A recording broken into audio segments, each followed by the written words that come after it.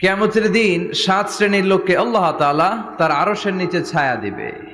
এর মধ্যে এক শ্রেণীর মানুষ হচ্ছে শাবুন নাশাআ ফি ইবাদাতিল্লাহ, ওই যুবক যারা ইবাদতে সময় কাটিয়েছে, যারা তাদের অবসর সময়টা হিন্দি সিনেমা দেখে নাই, জি বাংলা দেখে নাই, স্টার জলসা দেখে নাই, রুব্বানে নাচে কোমর দুলায়া এগুলা দেখে নাই, তারা তাদের সময়টা আল্লাহর ইবাদতে কাজে লাগিয়েছে। ওই যুবকদেরকে কিয়ামতের ময়দানে আরশের নিচে ছায়া দিবে কে? আল্লাহ। স্মোকিং এর সাথে আমাদের কোনো সম্পর্ক থাকতে পারে না। তো স্মোকিং তো অনেক পাতলা বিষয়, এখন স্মোকিং কে ছাড়িয়ে ইয়াবা, গাঞ্জা, মারিজুয়ানা, ফেন্সিডিল এগুলো আছে না নাই? এই যে কি একটা আসলো ইয়াবা, এটা পেঁয়াজের ভিতরেও পাওয়া যায়, মানে পেঁয়াজ ভেঙে এটার ভিতরে ইয়াবা নিয়ে আসে, আলু কাইটা ভিতরে ইয়াবা নিয়ে আসে, লাউয়ের ভিতরে ইয়াবা বইরা নিয়ে আসে, দেখা যায় লাউ কেটে দেখা যায় ইয়াবা আছে না নাই? এই ইয়াবা এতদিন ছিল ইউনিভার্সিটি লেভেলের ছেলেরা খেত, নেমে আসলো কলেজে, হাই স্কুলে, এখন প্রাইমারির ছেলেদের মধ্যেও ইয়াবা ঢুকছে।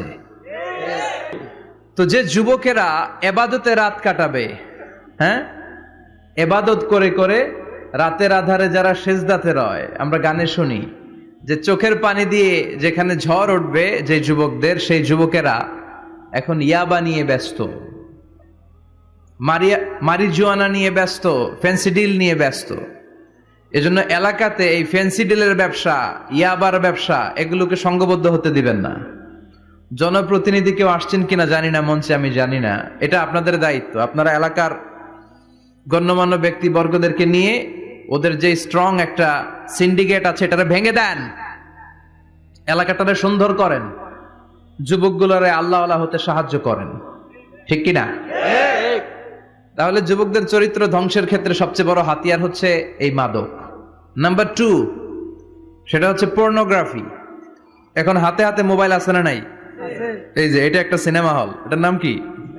কথা কন। যত সিনেমা আছে সব ঢুকানো যায়, আবার মাহফিলে ঢুকানো যায়। The choice is yours, the decision. এজন্য নজরটাকে হেফাজত করতে হবে। Zee Bangla, star Jalsha, Kiranmala, Hindi cinema, naked film, blue film, এগুলোর সাথে কোনো মুসলমান যুবকের সম্পর্ক থাকতে পারে না।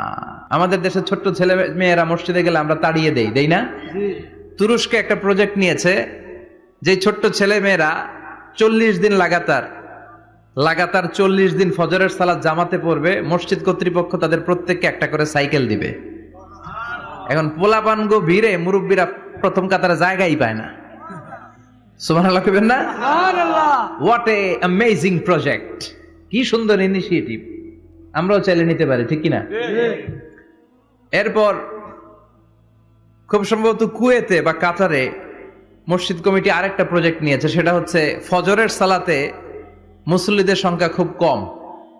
মসজিদ কমিটি ঘোষণা দিয়েছে যারা ফজরের নামাজে আসবে না, ফজরের নামাজে যেই পুরুষরা আসবে না, অর্থাৎ তাদের স্ত্রীরা তাদেরকে ফজরের সময় ডেকে দেয় না, এজন্য মসজিদের ফান্ডিং এ, মসজিদের টাকা দিয়ে ওই পুরুষগুলোকে দ্বিতীয় বিবাহের ব্যবস্থা করে দেয়া হবে। কথা বুঝতে পারছেন? খরচ মোহরানা সব মসজিদ কমিটির। সেকেন্ড ম্যারেজ প্রজেক্ট, দ্বিতীয় বিবাহ প্রকল্প। এই ঘোষণা দেওয়ার পর থেকে এরপরের দিন মসজিদ প্যাক আপ, সারা রাত কোন মহিলা ঘুমাই না। আল্লাহু আকবার পড়েন। তাহলে যুবকদেরকে শেষ করেছে মাদক, এই মাদক থেকে বাঁচতে হবে। যুবকদেরকে শেষ করেছে পর্নোগ্রাফি থেকে বাঁচতে হবে। তাহলে যুবকদের সবচেয়ে বড় সমস্যা কি? মাদক, তারপর পর্নোগ্রাফি, 3 নম্বরে নোংরা ছাত্র রাজনীতি, 4 নম্বরে লেট ম্যারেজ। আছে না নাই? কয় তুই নিজের পায়ে দাঁড়া। এতদিন কার পায়ে দাঁড়াইছে? কয় তুই নিজের পায়ে দাঁড়া আগে, তারপরে বিয়ে করবি। নো, টাইমলি ম্যারেজ ক্যাম্পেইন করতে হবে। যুবক হওয়ার সাথে সাথে সোসাইটির অর্থায়নে ওকে বিয়ের ব্যবস্থা করে দিতে হবে। সবচেয়ে বরকতময় বিয়ে ওই বিয়ে যেই বিয়েতে খরচ কম। শুনতেছেন? হ্যাঁ, আমলের নিয়তে শুনেন। চেঞ্জ লাগবে, পরিবর্তন আনতে হবে আমাদের। ওই বিয়েটা সবচেয়ে বরকতের বিয়ে যেই বিয়েতে মোহরানা কম, যেই বিয়েতে খরচ কম, যেই বিয়ের ভেতরে ধুমধাম কম, ওই বিয়েটারে বরকত দিয়ে পরিপূর্ণ করে দেয় কে? ফাতিমা রাদিয়াল্লাহু তাআলা আনহার সাথে সাইয়েদনা আলীর বিয়ে হলো। ফাতিমাকে যে বিষ্ণুই বললেন, আলী আমার কাছে এসে তোমার কথা বলেছে, তুমি কি রাজি? ফাতিমা কোনো কথা বলে না। আবার জিজ্ঞেস করা হলো, কথা বলে না। ফাসাকাতাত, চুপচাপ। তিনবার বিশ্বনবী জিজ্ঞেস করলেন, তিনবারই চুপচাপ। আসসুকুতু নিসফুর রিদা, মেয়েদের চুপ থাকা সম্মতির অর্ধেক। জোরে কোন ঠিক কিনা? কি লজ্জাবতী নারী, কিছু বলেই না, তার মানে বাবা যেটা ডিসাইড করবে ওইটাই। ফাতেমার সাথে সাইয়েদনা আলীর বিয়ে হয়ে গেল। সামান্য কিছু কাপড় পেয়েছেন, সামান্য কিছু দিরহাম পেয়েছেন, সামান্য কিছু মহরানার বিনিময়ে বিশ্বনবীর কন্যা সাইয়্যিদাতু নিসাই আহলিল জান্নাহ, সব নারীদের সর্দারিনী, যে ফাতেমা জান্নাতের দরজার ভেতরে ধাক্কা না দিলে কোনো নারী জান্নাতে প্রবেশ করতে পারবে না। সামান্য কিছু মহরানার বিনিময়ে বিয়ে হয়ে গিয়েছে। কোন সুবহানাল্লাহ। জিএফ আর বিএফ, গার্লফ্রেন্ড আছে কার কার দেখি? হ্যাঁ, ওই যে একটা হাত তুলছে, ওরে নোবেল প্রাইজ দেওয়া দরকার। যুবক ভাইয়েরা, এগুলো থেকে বেঁচে থাকতে হবে। তোমাদের এই উচ্ছ্বাস, তোমাদের এই শক্তি ইসলামের পক্ষে কাজে লাগাতে হবে।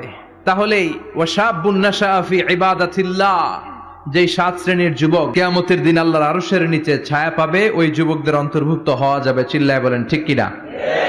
আল্লাহ আমাদের যুবক ভাইদেরকে তুমি হেফাজত করো।